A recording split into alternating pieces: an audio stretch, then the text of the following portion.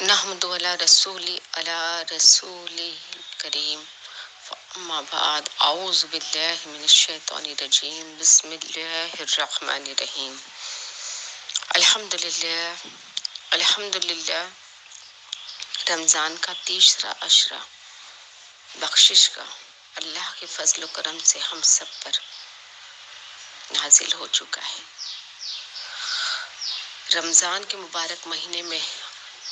ہم اپنے اللہ کو راضی کر لیں، اس سے بہتر کیا ہو سکتا ہے۔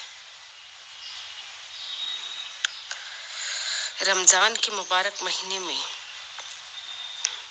جو صدقہ زکوٰۃ کرتا ہے، اللہ ان کا نام آسمانوں میں لکھ دیا جاتا ہے، ساتوں آسمانوں میں اللہ ان کا نام لکھواتا ہے۔ ہم اپنا ایک سرٹیفکیٹ پانے کے لیے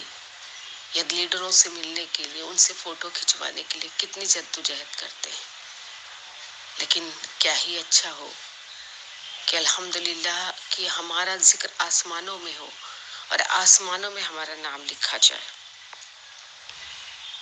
جو صدقہ زکوٰۃ خوش دلی سے کرتا ہے، خوشی سے،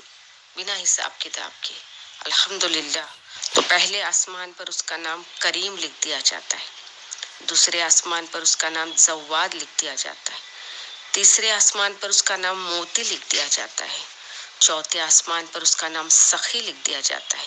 پانچویں آسمان پر اس کا نام مقبول لکھ دیا جاتا ہے، چھٹویں آسمان پر اس کا نام محفوظ، مطلب دوزخ کی آگ سے وہ محفوظ ہو گیا، اور ساتویں آسمان پر اس کا نام مغفور، گناہ جس کے بخش دیے گئے، اور عرش پہ اسے، اور عرش الہی پہ الحمدللہ اس کا نام حبیب اللہ لکھ دیا جاتا ہے کہ اللہ کا وہ حبیب ہے۔ تو یہ حضور کی اتنی خوبصورت حدیث بتائی گئی ہے، تو کیا ہمیں اس تیسرے عشرے میں اس پر عمل کر کے اپنا نام آسمانوں پہ کیوں نہ لکھ لیں؟ کیونکہ ہم اگر اللہ کے حبیب بن جائیں گے تو الحمدللہ ہماری دنیا بھی بن جائے گی اور ہماری آخرت بھی۔ تو ہمیں اس چیز کی کوشش کرنی چاہیے کہ جائز طریقے سے جو مستحق ہے ان تک صدقہ زکوٰۃ کی رقم پہنچائی جائے اور اللہ کا حبیب بنا جائے۔ کیونکہ ایک بار کا ایک واقعہ، ایک بادشاہ نے کہا کہ کل صبح جو میری محل کی جو چیز کو چھو لے گا، سلطنت کی جو چیز کو چھو لے گا وہ اس کی ہو جائے گی۔ تو صبح ہوتے ہی جو مخلوق تھی دوڑ پڑی، کسی نے سونا، کسی نے چاندی، کسی نے زمین، کسی نے جانور، جس سے جو سمجھ میں آیا اس نے اس چیز پر ہاتھ رکھ دیا۔ لیکن ایک بندہ تھا جس نے جا کر سیدھے بادشاہ تخت کے پاس گیا اور اسے چھو لیا،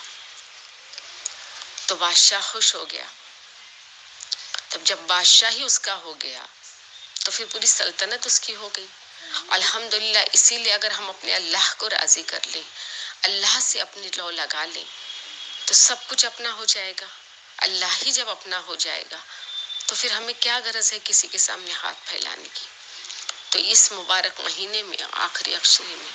ہم اللہ کو راضی کرنے کی کوشش کریں اور پیارے محمد مصطفیٰ صلی اللہ تعالی وسلم کے بتائے ہوئے راستوں پر چلنے کی کوشش کریں، اور اللہ ہم سب کو اس مبارک مہینے میں کلام پاک کو اچھی طرح سے تلاوت کرنے، اسے سمجھنے کی، نمازیں ادا کرنے کی، صدقہ زکوٰۃ دینے کی اور اس کی پسندیدہ عبادت کرنے کی توفیق عطا فرمائے، اور پورے محمدی امتیہ کی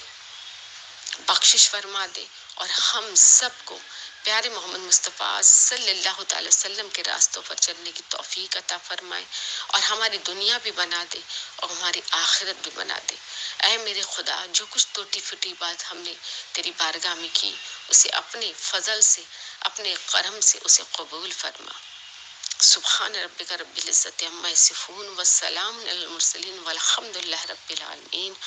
حق لا الہ الا اللہ محمد رسول اللہ صلی اللہ تعالی علیہ وسلم۔